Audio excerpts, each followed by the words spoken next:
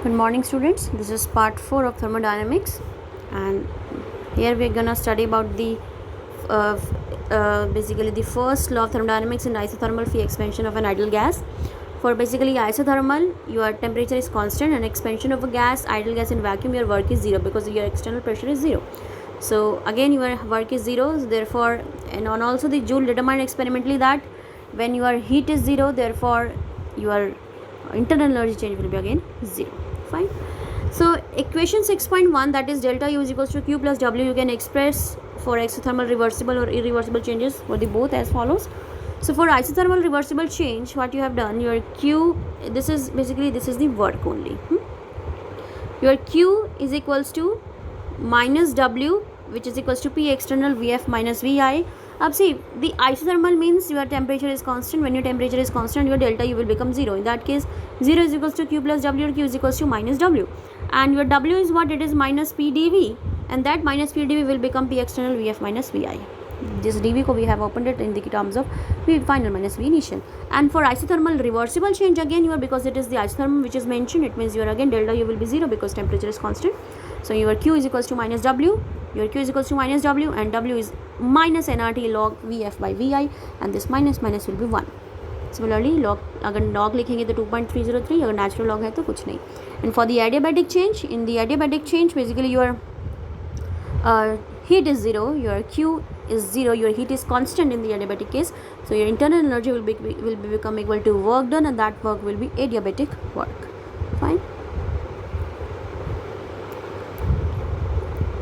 You can do this problem. It's of NCERT. You can solve it your own, and it is easy. Just apply the formula, you can solve it.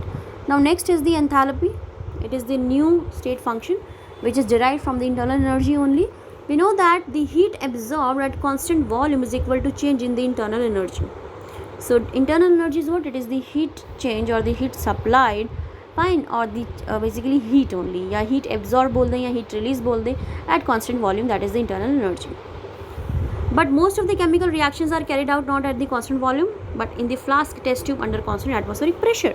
But chemical reactions तो हमारी open container में रहती है, like in test tubes or in the beaker. So in that case, your volume is not constant, but your pressure is constant. So we need to define another state function which may be suitable under these conditions. So we may write this equation like delta U is equals to QP minus P delta V. So हमने इस equation को now at constant pressure लिख दिया. At constant pressure, what will happen? Your Q will become QP. Your QP is the heat absorbed by the system, and minus P dV represent expansion work done by the system. Let us represent the initial state by subscript 1 and final by 2, and we can write the equation like this: delta U is U2 minus U1, QP minus P, V2 minus V1. On rearranging, what we get U2 plus PV2 minus U1 plus PV1. You can rearrange it. Now we can define another thermodynamic function, that is the enthalpy H, which means to warm or heat content. This H, this U plus PV and this U plus PV, this is the another thermodynamic function जिसको हम बोलते हैं enthalpy, which is H. Your H is equals to U plus PV, so it will be H2 minus H1, or QP is equals to delta H. The delta H is what? This is the heat supplied at constant, or the heat absorbed at constant pressure. So although Q is a part dependent function, H is a state function because it depends on U, P and V. Right? All of which are state functions. Therefore delta H is independent of path, hence QP is also independent of path. So although your heat is a part dependent function, but because your heat at constant pressure is the enthalpy, and your enthalpy depends upon the U, P and V, and all three are the state functions, that is why your heat absorbed at constant pressure is independent of the path. Fine, so it is a state function. So for finite changes at constant pressure, we can write your delta H is equals to delta U plus P delta V. You can write this. You can write equation like this. Because P is constant, it will be delta H is equals to delta U plus P delta V. It is important to note that when heat is absorbed by the system at constant pressure, we are actually measuring changes in enthalpy. Fine, जब heat absorb हो रहा है system पे at constant pressure, so what we are actually measuring? We are measuring enthalpy. So remember, delta H is equals to QP, that is heat absorbed by the system at constant pressure only. So again, the sign conventions. Your delta H is negative for exothermic reactions which evolve heat during the reaction, and delta H is negative for exothermic, which means heat is evolving during the reaction. Delta H is positive for endothermic, which means which absorb heat from the surroundings. So at constant volume, when delta V is equals to 0, your U will become QV. Therefore equation 6.8 becomes delta H is equals to delta U is equals to QV. So constant volume में आपका जब volume constant है उस case में delta H delta U दोनों ही किसके equal हो जाएंगे, U QV के इक्वल हो जाएंगे. Fine. Now the difference between, see it is saying that difference between delta H and delta U is not usually significant for the system consisting of only solids or liquids. अगर आप delta H और delta U में कोई difference देखना चाहें solid या liquid के system में तो कोई डिफरेंस नहीं है, दोनों की वैल्यू सेम रहेगी.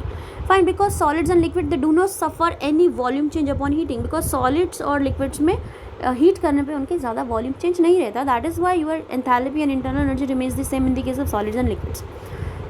So the difference however becomes significant when gases are involved. So let us consider a reaction involving gases.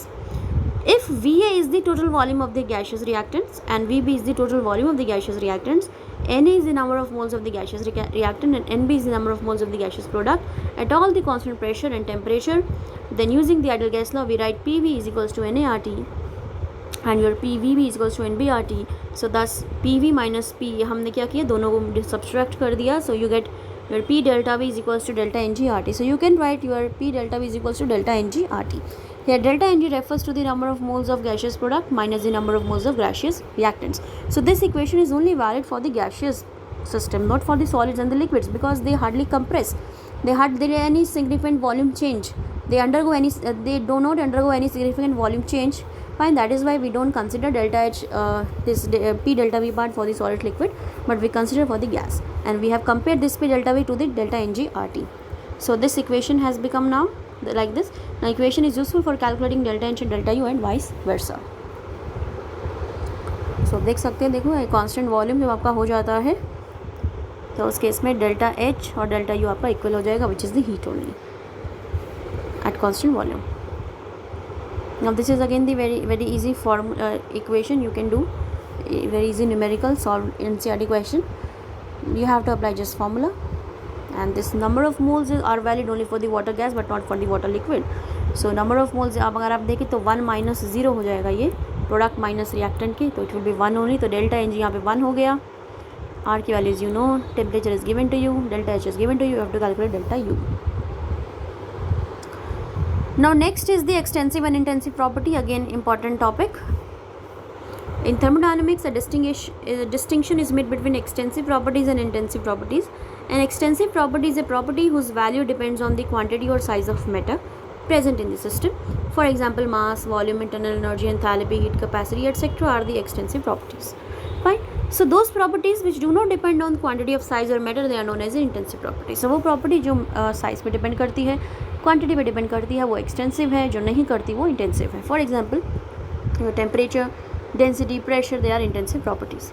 A molar property is always a value of an extensive of a system for 1 mole of the substance.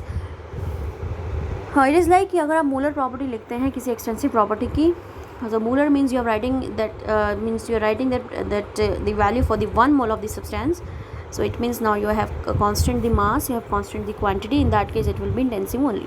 So if n amount of matter is independent of the amount of matter, other examples of molar volume like molar heat capacity, these are again your intensive properties now, not the extensive. Let us understand the distinction between extensive and intensive property by considering gas enclosed in a container, a volume V and temperature volume V and temperature T. Fine. Let us make a partition such as volume is halved of the original volume V2 but temperature remains same, and that is T. It is clear that volume is an extensive and temperature is an intensive property. You can see that it is saying ki we have considered this gas chamber at volume V and temperature T, and we have divided this chamber into 2 halves. You can see the volume become reduced but the temperature is same. So in this way you can make an idea that your volume is an extensive property but temperature is an intensive property. So extensive depends on the mass but intensive do not depend upon the mass. And also you can convert any extensive property into intensive by divided by number of moles. Fine. अगर density आप see if your enthalpy is your extensive property, then molar enthalpy means enthalpy divided by number of moles, it will be molar enthalpy, it will be what? It will be intensive property. So if you want to convert any extensive into intensive, just divide extensive property by number of moles. It will be molar property and it will be intensive in nature. So this is it in this video.